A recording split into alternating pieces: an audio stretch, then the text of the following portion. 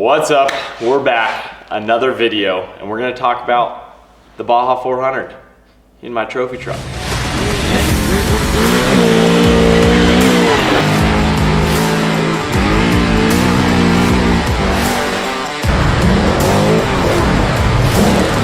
As always, if you don't already subscribe, I basically sit for the next 25 minutes and give you a play-by-play of everything that happened in the Baja 400 from my point of view as a trophy truck driver. So let's get started. As always, start with qualifying. Pretty technical course, new place, did it at Rancho Nelson, just outside of Ensenada. Usually run Rancho Nelson on the start of the race, and they usually have some like big jumps, kind of more short course style, so it fits my driving. But part of this course, they added some serious technical driving, some stuff up on this ridge line, and it was all new, fresh cut in, so it got pretty torn up. So one out for qualifying.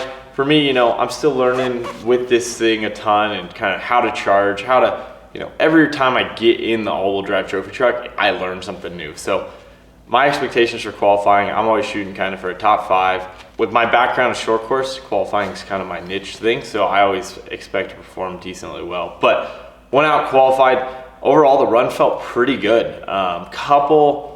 I felt real good, kind of just getting in the groove, I've been pre-running in my UTV all week, so jumping into the trophy truck was bigger, whole different beast. So I was struggling with that a little on like the sight lap, but then throughout the lap, the race lap or qualifying lap, I was getting pretty comfortable, whatnot, and was feeling real good. And then unfortunately made a couple mistakes right in the last couple corners, which is always a little frustrating, especially they were like easier corners in a way. So, frustrating. Almost looped it out, really close, like barely holding on. Thank goodness for four-wheel drive. And that one was a thing. It was come over this blind crest, and the video doesn't really show it. And you come over this blind crest and set up for a nice right. And if you jump the crest kind of straight, then you got a decent amount of turn. In my head, I'm like, I'm gonna jump and kind of turn at the same time. Well, I did that. I did it perfect. But my instinct from the sight lap was I still have to turn. So I jumped, nailed it perfect, and if I had just kept it straight and pinned it, would have been beautiful. Instead, I gave it turn input like I should have if I didn't jump and turn at the same time, if I just jumped. And so then I went into like almost spinning out, holding on to it, and that was the start of a long straight, which that's the worst part. That's the worst place to make a mistake. But that's racing. Overall, ended up really good. Second, right behind Toby. Toby's the man. Everyone knows he qualifies hard. And I think everyone really did push pretty hard in this qualifier. So to be sitting right there, top 2, I felt really good. I think it just was a testament to show like what the team, we've been doing a lot of work and development. I'm getting better, team's getting better. We're just learning, and we've made a lot of changes with our live valve, and I think that's really beneficial in qualifying scenarios. So yeah, I was happy, very happy. But then the pressure was on. Second, that means we're second off the line, which is scary. I've never started that far up in a trophy truck. And so it was a little nerve-wracking. So race morning, obviously, go out, we do our ceremony of start in town, and then we kind of parade up through town, go through traffic. We did have a police escort, which was nice. But before the race, I was nervous, but I felt good. I really felt like this was our day. I woke up, felt good, had my morning coffee, and it was just, you wake up and you're like, today's gonna be a good day. Which typically on race day, I'm a loose cannon. Like, you look at me wrong, I might just the stress gets to you, especially in trophy truck. Like, there's a lot of pressure, a lot of people, we had 70 something people chasing us. So the pressure, the sponsors, this, that, I could be a ticking time bomb, but I felt good actually. So started off, went up there, then we had the real start up. It was actually at Rancho Nelson where we qualified. Start there. I knew Toby's fast. Toby sets the pace, and he sets it fast, and he goes. Typically, Bryce kind of maintains too. So Toby Price, me, Bryce Menzies, Alan and Pudia. And I knew everyone was going to be putting the pressure on. I think Bryce and Alan really wanted to try to put the pressure on me and Toby and try to get us to make a mistake pretty early on. So Rancho Nelson to Ojos. I kind of just set in a groove and was like, hey, I'm just going to get familiar. I've been driving a UTV all week. Let's get in the groove. Let's see. Not take any risks. Boom, boom. get to Ojos, clear that, get some split times. You know, I'm running, made a couple seconds up on Toby. I think I made like 5 or 10 seconds up on Toby, but Bryce made like 30 seconds on me. I'm like, dang, in 15 miles, like he must be putting the charge on. But I knew I was pacing Toby. I was right at Toby's dust, so it's kind of right where I wanted to be. I was like, don't let them get in your head, whatever. So then Ojos to Europan. This section of the course is technical. Right when you enter Ojos through the meadow area, this is tight, technical, almost these corners where you're barely making in the trophy truck. Then you clear, you're on some nice graded roads, some silty stuff that kind of is all new developed. It's kind of choppy, it just doesn't flow. Then you get on some graded roads, then you go through a section where it's up, down, up, down, up, down. And this is a part where, especially this early in the race, you can get really, it's frustrating. It's not frustrating, but it's like annoying. And you can kind of get like anxious, and then all of a sudden you make a mistake. Because if you hit one of these, like, you know, 3 will be easy, you could have sent them all. Then the 4th one, if you sent it at 2 miles an hour faster, you're ripping the whole front bumper off, and you might go over. So it's like this kind of, you get in this like, oh, good, oh, bad. So it's kind of a weird, and it's this early on in the race, it's like a mental challenge. And at that point, the course whips back on itself. So I see Toby. When I come around the back of the course, I see Bryce and Alan. So you're like, yeah, there's a lot going on in your head. At this point, still cruising. I see Toby's dust. I'm sitting in Toby's dust. Bryce is right on my bumper. Alan's right behind Bryce. We got a long race. I'm just gonna cruise. Get through all that stuff, which is silty. Then you go into Europan stuff, which is rain ruts, cliffs, rocks, a lot. And this was a point in my race where I knew this is where I could make a really big mistake and cost us a lot. And you really aren't gonna make up much there. So for me, let's cruise. Cruise. That was the mentality of the whole day. Everything felt good.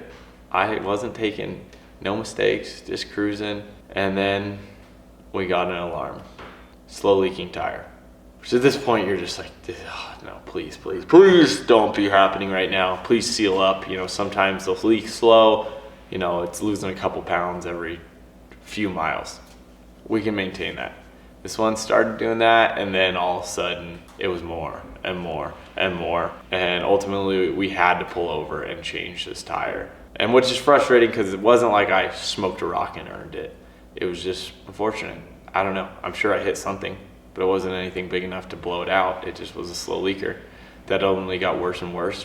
At that point, we were all too tight. This was a detrimental thing. So I was a little frustrated. I was definitely a little frustrated. So we pulled over, we changed it. Bryce got by me. I pulled out just in front of Alan. And at this point, I'm like, okay, now it's time. Focus. It's a long race for a mile, like 60 something.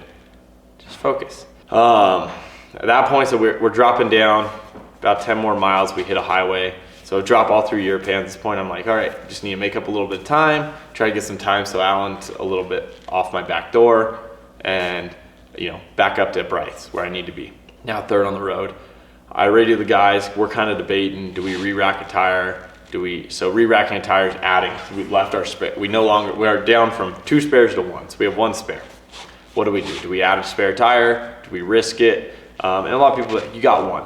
Well, it's very common in these trucks. Like if you come around a corner, there's a boulder or something, and you're really, you know, say someone fell or something, the chances of a double flat, it happens. I know it happened to Tava this race, where you come down, you wipe out the front and the rear tire on your right side or left side, whatever it is. So it's a risk. It's definitely, people are like, oh, you got 1 spare. Speeds we're going, stuff happens. So ultimately, we decided to re-rack. My mentality was, let's re-rack. If you see Alan coming, release me even if I don't have the tire. It's a risk, and ultimately I made a decision. I knew what the terrain was. I knew, and I thought I think, you know, at that time I thought I should try to really get another tire. Unfortunately, when we went to re-rack, I don't know, it didn't get communicated. Some stuff happened. We pulled out, they released me, and Alan passed me a second before I was on the highway.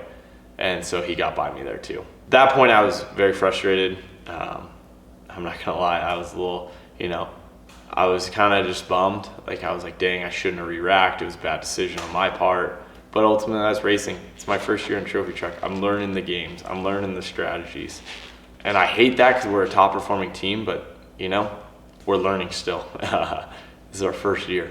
So it's frustrating, but at the same time, it's very, you know, we're running with the best and they have tricks and tips ultimately I think one of the reasons Alan's got me there, and I don't know, I can't tell you this, but I think he sped on the highway. He took the penalty, he got a decent speeding penalty, but it worked out for him.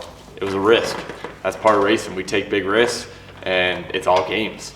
So, whatever. He gets by me. At this point, I'm like, all right, we got to change game plans. We're no longer going for like a firing win. Oh, if we're going to win this thing, a lot's got to happen, which this is Baja racing. I've seen so much different stuff happen. So I'm definitely, you know, you can't throw it off the table. You can't have that mentality of, oh, you know, let's put it on the trailer. No, this is Baja racing. Anything can happen. So next section, once you clear your pan, we get on these super fast graded dirt roads, nice and smooth, from San Tomas all the way to Orindia. And that's just fun. Then you hop on the coast and you're just ripping down the coast, and it's kind of fun. And it's crazy because like there's a few corners, if you missed, you're going swimming. Full on, off a cliff, into the ocean, which would not be fun. At this point, I'm just stuck in Alan's dust because I get pulled out on the highway right behind Alan. We get on the dirt, I literally can't see. I almost come to a stop just because I'm like, I can't push through his dust. All of us are so fast, the reality of us trying to push through each other's dust right now is not. It's not that the speeds are too, you know, we're going too fast to take in. It's just not worth the risk, you know.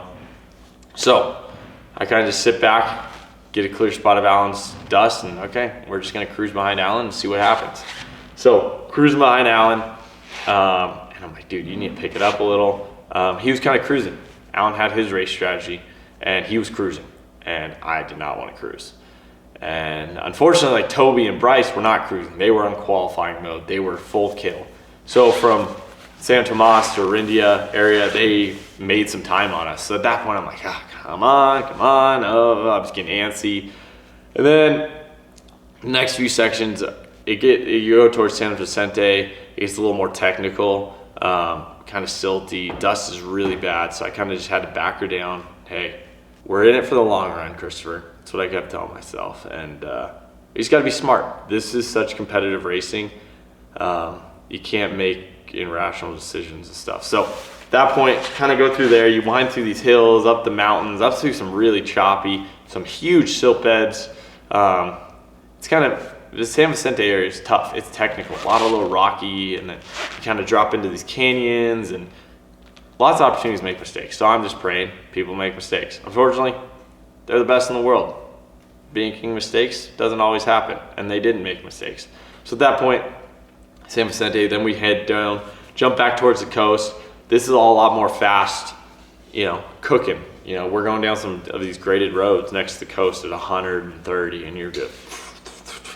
It's kind of gnarly. It's fun though. It's fun. But you're definitely like, man, these fence lines are going by really fast. So we go down there, run all the way down there towards a little bit below K&N, run up the coast, kind of jump through there. At this point, like I said, I'm just kind of cruising. I wish I had like a better, like, there wasn't much I could do. I had to just sit outside of Alan's dust and kind of just maintain. We have different strategies, and that was our strategy. We got to maintain. So we go there, then we pitted out. I was hoping I didn't know Alan's pit strategy, so I was hoping I could kind of beat him on a pit strategy. Unfortunately, we were on different schedules, so it worked out in the situation we were at. His pit plan worked out better, but at that time, I didn't know what his pit plan was. I had my pit plan. That's strategy. We all have different strategies. So around race mile 170 something, we pulled in for our pit, top it off with fuel and 2 fresh rear tires. Alan's pit was later, so he put a little bit of time on me. And at that point, okay, we're cruising up the K&N sand wash, which is fast, kind of just ripping right now, especially. Usually there's some huge sand whoops in here. Thank goodness, no sand whoops. It was nice. It was really nice. Because normally you're just like, it's an uphill sand wash and you're just, But this was actually fast, and it was kind of towards the end. It was nice and graded. It was awesome. Then you jump into just north of K&N, run up through some farm fields, and then jump on kind of these ridge lines that flow. We've raced there a lot, so it's kind of these choppy ridge lines, but they kind of flow super fast. They just have a lot of chatter. Go through there, About to go into the K&N tunnel, and this is where it got a little western for me, especially I was on cruise mode. So sometimes I will say, as a race car driver, when you're in like kill mode, you're in such a like altered state of mind where things are just flowing differently. You're so locked in, things just happen, you're going fast. And for me, that's where I like to be. I like to be in a locked in mode where I'm just on kill mode and everything's flowing. I can kind of, at that point, the world turns off and it's just corner, execute, next corner, execute, like, and just boom, boom, boom. I mean, things are coming. Then there's cruise mode, which is a different, at this point I'm sitting in Alan's kind of depth. I gotta cruise, I gotta maintain, I gotta be smart. These sections, you can get a little more distracted. Oh, that was a nice looking taco stand. Maybe I pull up, no. But, so we're on kind of cruise mode. There's a little jump coming into the K&N right before the tunnel, kind of hit it. We'd been hitting a little pre-running. Just kind of overshot it a little, went for a little brake tap. Unfortunately, I was in like the wrong gear, so the truck kind of like loaded up a little. So landed. At this point, I was like, okay, we're a little too far to the left. I should have been a little more right. So now I'm really locked in because I'm realizing stuff's about to go wrong. That point, you go from, smelling the roses to, okay, I realize what's about to happen here. Let's lock in. So it lands, goes into a small skid, tap a little curb. Most of the time a trophy truck will kind of hit the curb, pull off. At this point, it taps, goes into a snap roll. Luckily, I'm a short course guy. Grew up, I've rolled a lot of pro lights. And a lot of them were on a same situation as this. So you go into a bike like this. Correct, no problem. Yep, but the problem is we're on a small, narrow Baja road. When I correct, so when you go on a bike, you turn out of it and it'll drop the truck down. If you turn into it, it's gonna snap and fall over. At this point, it's on. I'm kind of trying to analyze, do I have a way to run out? Because sometimes we'll get on a bike and we'll try to ride it straight a little more, so because if there's a ditch or something, I'm like, okay, boom, I gotta correct it, corrects it, smokes another barrier, and then it goes into a snap roll, we call it, where it goes straight onto the other side. So you go from right side tires only on the ground, straight to left side tires on the ground. Luckily, with the pro lights that I grew up racing, this happened a lot. So went up, and at this point, it was a good snap roll. I was kind of like, I don't know if we're gonna be able to correct it. Sometimes they go so fast, there's nothing you can do. You're just kind of along for the ride. Went for it. At this point, I'm literally looking at the dirt ground next to me. Mike Kim's just going, what are we doing? He was not happy. And it's like, for me, like in these situations, I kind of slow down in my life. It's like one of those things, like when things slow down in a way, at least for me. Like when high intensity situations, I can kind of like, and kind of analyze. So at this point, I'm like, oh gosh, here we go. I don't know if we're gonna save this. Luckily, it caught the front, gave it a little gas, which benefit of four-wheel drive, and it was able to kind of dig its way out and pull us flat, put us into a ditch, and get us out. In all reality, I was like, whoa, God, that was over. Mike Kim was like, good Lord, don't do that again. At that point, I was a little more locked in. I was like, maybe no one saw it. Nope, they got lots of videos. But good highlight reel. Show you guys kind of what these trucks are capable of too. They're big, they're heavy. This thing weighs over 7,000 pounds, but she's pretty nimble when you need her to be nimble. But at that point, I was like, okay, Christopher, what are you doing? You just almost crashed the truck while you're sitting here racing for fourth. Like, all right, you almost wadded up full pit, like you're in second trying to go for first. Acceptable. Cruising to fourth, I was not a happy camper with myself. So after that, put her in, okay, get your stuff together. Go through the K&N tunnel. From there, you go up a little sand wash, a couple of silt beds, always some good corners for everyone.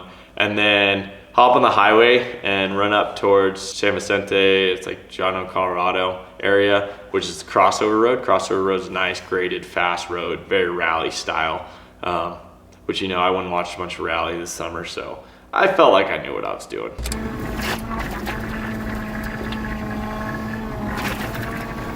Yeah, I want to ride with Adrian for most. So at this point, I was like, I got this. But jokes aside, I just went cruised.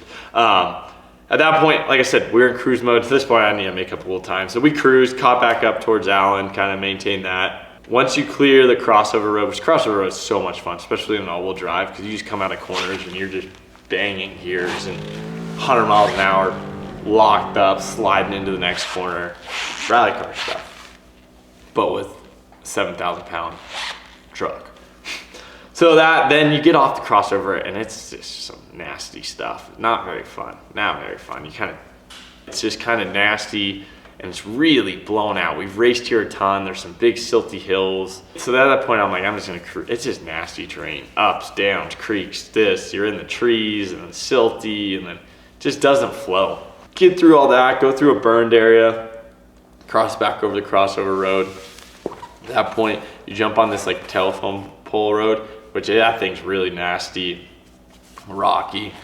Kind of just maintaining, like I said, through there, go, a bunch of whoops, get the whoops, then we head up towards Mike's area. That area, you start off in a sand wash and there's some big rocks. I clipped a big rock really big. I genuinely can't believe we didn't get a left rear flat there because I smoked that sucker. It like caught hard. We came around, it had moved a little and it was just too late. Nothing I could do. It was just boom.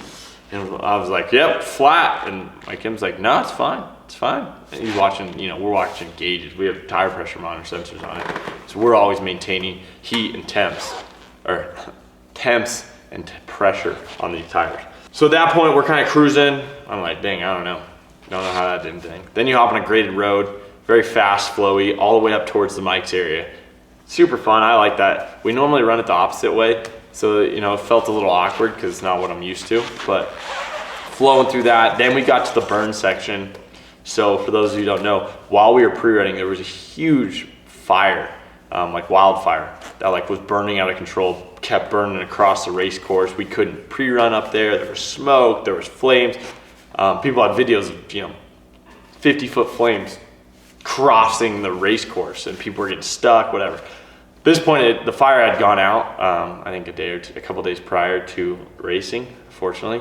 And so all through this burn stuff, it was kind of way different. We've raced through there so much, but now everything was gone. And I really thought everyone was gonna make lines, but the problem is you don't realize when stuff burns in the type of sage or like bushes they were in, it makes these just hard sticks. And they're all kind of short now and stubby. And for us, that's a huge worry of stick flats. So I think everyone was kind of scared to start cutting and getting stick flats. We kind of just actually stayed on the race course. It was just kind of trippy because normally you're in like these tunnels of bushes and now it's just like this big open area. It was cool though. So cool through that. And then instead of going up to Mike's, like up towards Simpsons, like we typically would, we made a left and did like the Mike's crossover, the 6 mile turnoff is what it's kind of referred to. But they decided they were going to add some new stuff here. And this new stuff was basically, they took like a UTV and was like, we're going to drive through these hills right here. And it was like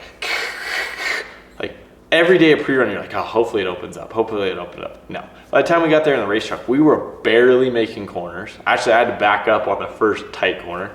Just kind of overcooked it a little. It was so tight.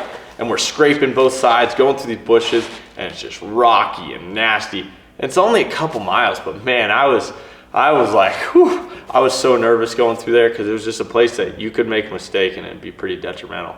So really tiptoed my way through there. Probably lost a little bit of time there, but I was just like, I want to get through here clean and not have any issues. So we tiptoed through there, got through there. At that point, you jump back onto some graded roads and you go down like the traditional Mike's road that we'd go up. Ripping down that, just flowing fast. Mike's road is fast, so you're down towards the bottom. You're cooking. You're fourth, fifth gear, just letting that 1,000 horsepower engine scream. Get down there, then we go down. The end of Mike's a big long straightaway where you're doing 130 something, just cooking. It's crazy because people were standing so close, and we're just like floating at 130 through this and these people are standing inches away. But whatever. That point, jump on the highway again. Now we're on the other side of Valley T. From Valley T, we had our pit there, had our pit at the compound. Brought back some serious memories. If you're a long-time subscriber, we used to stay here at the compound, Benton Cliff. Unfortunately, we no longer can rent there and stay there, but still a good place to pit. The compound was humbling. Turned us from boys to men. Come on in. So, This is our nice little humble abode because it's got broken windows, so it gets really cold. We put our extra mattresses against the window and a little bit of extra protection. You know, when we had so much extra room, not just men, but Baja men. All right, enough rubber sizzling. But so we had a pit there, awesome pit. My guys killed it once again, super fast. Topper off fuel, 2 fresh tires. At this point, we're just kind of cruising still. And I wasn't feeling the best at this point. Like some days you're in a groove, some days you aren't in a groove. And like we're still running fast, we're up with the lead pack.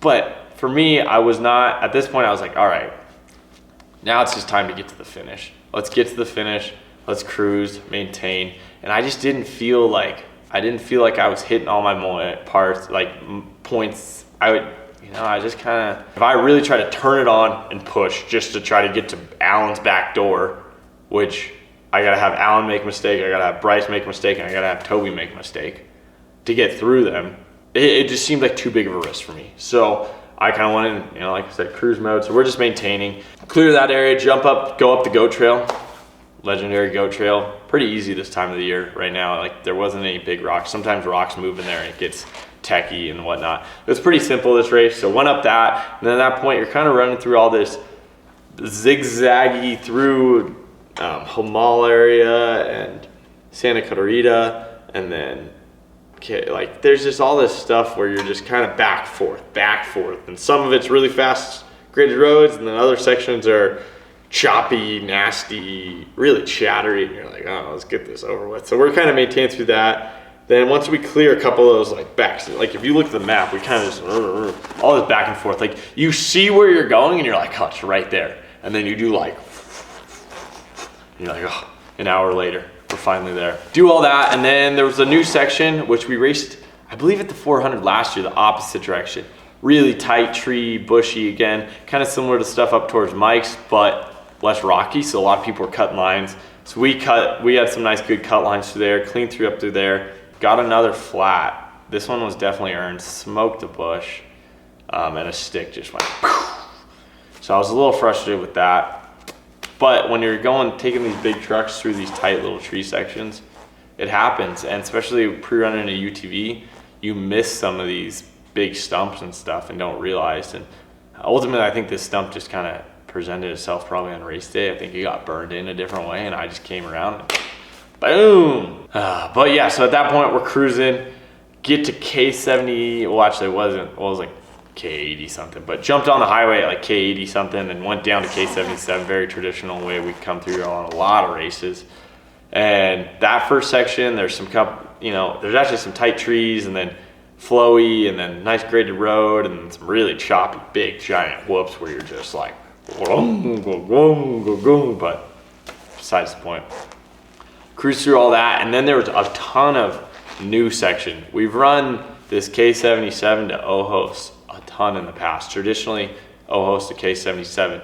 This time we're running backwards, and there was a ton of new stuff, and it was all brand new. Like literally, when we showed up pre-running, there was 2 tire tracks. There was no roads. There was nothing. So here changed a lot. Everyone blew in different lines. There was lines going every which way. So it's kind of important to have good lines, but then also not miss your lines. So we went through there, hit all our lines how we wanted. Actually had a couple that I could tell like no one else had found. So it kind of made me a little proud, my pre-running. Sometimes it's so hard now. Everyone's pre-running and using helicopters, and really everyone's stepping up their game, which is really fun. But that makes, most of us are all on the same cut lines to be faster, but really it's just so you don't get past because the guy behind you probably has it and the guy in front of you has it, because we're all at such a level now. So found one actually that no one had, so I was kind of pumped about that. Now they're all going to be looking in there. Yeah, you know who you are. I know you guys are watching. Good luck. Yeah. It wasn't that good. It was actually a decent one, but the chances of a stick flat on that one were good. So I was, risk reward. From there, we dropped back onto like where we raced course a ton, and it was just chewed up, nasty, giant whoops where like some of these whoops are so big, you literally can't get on top of them in a trophy truck. Literally the baddest trophy truck, Fox Live out, all the things, and you're just like, hold on. They're literally like just rollers, but you get through them, but it's pretty violent and whatnot. So we get through all that and then get a bunch of new silty, crappy sections. getting through all that, there's actually a I came around and there was like these like, it looked like medical or something, and people everywhere waving, and we're like, oh dang, maybe. And like based on like the way they're like rerouting us around the course, I'm like, oh sick, because there's like a ravine. I'm like, someone rolled off it, like Bryce or Alan, or based on all the commotion. No, not to say that. I was kind of like, here we go, presenting itself. My theories come together, because I have not been, but it was just some spectator. Some spectator rolled his like Jeep down in a creek. That was race course. Probably was having a little too much fun. So went around that. And then at that point you drop back into Ojos, and then just down to the finish, which is pretty traditional, nothing too crazy, except we did the Rancho Nelson. We ran the qualifying course backwards. So you literally like pulled in, you see the finish line, and then you have to go run this like 6-mile course. And it was just nasty, and the sun was in our eyes, and it was just, it was blown out. I was just like, I know me and everyone I talked to, like Bryce at the finish, we were all like, dude, that was the worst. It was just sucked because you could see the finish line and you're doing all these zigzags, and it wasn't fun. Got to the finish. 4th, not what I wanted, but it's good. We're running with the best in the business, and it's our first year. But I'll always push myself, and I always want to be better, and I want to win. I really think we have the team to win and the ability to win, and so now it's just making it all come aligned. But overall, I'm still just so thankful, like be driving trophy truck, top tier with the guys, and it's exciting. But yeah, so I will finish. One thing that was interesting is we finished up in Rancho Nelson. We had to go into Ensenada, and they didn't give us a police escort or anything. So we're literally finish your race, but you're technically not finished till you get to the ceremonial finish, which is downtown. So, and it's what, Saturday, 5 o'clock, rush hour traffic in Ensenada. So we're in this, you're just in a 1,000 horsepower trophy truck, fully suited up, pretty wound up because you've just been racing for 8 hours, and you're just stuck in traffic for like 45 minutes. Just, it was probably more than that. It was probably an hour, because it's like a 25-minute drive normally, and it just was like, you're just like sitting there, and it's cool because all the locals, like there's like the one stoplight, there's all these kids in the back of a truck, they're so excited, and you know, we give them a little rev and stuff. But it's so funny, like you're racing this just such high level truck, but then, and you're like going so fast, high risk, and then all of a sudden you're just back to traffic, you know, sitting there kind of just like, yep, we're stuck in traffic. At this point, you just want to get out of the truck. 8 hours in a truck, you're like, I'm tired of this thing. And you, like I said, you're so close. Like any traffic, you're so close. You got like 3 miles to go, and it takes you 30 minutes. I was tempted to just start monster trucking all these little cars, but I resisted. I did. They let me get in the bike lane at the end and rip down the bike lane, the score officials. But yeah, that's a wrap. As always, I'm sure you guys have some questions. I hope this you guys enjoy these and you feel like you come along. These ones are tough to talk when you don't win. It's not as good as a story. This one especially, because we were kind of just like maintaining a lot of the race. But we had a couple close calls and stuff. But it's just fun. It's cool to see it all come together. And as you guys can probably see, we're moved into our new shop now. So now it's pretty exciting. We get to work on a lot of other projects and create some more content and make this thing faster. We've been so caught up with moving and getting a new all-wheel drive and stuff. Now we can actually dial in and get ready for the Baja 1000, which for the Baja 1000, I mean, it's gonna be insane. I wish I could share with you guys what's going on behind the scenes up here. And yeah, big stuff. Y'all ain't ready. But we'll see you next week. Subscribe, some banger videos coming next couple months. See ya.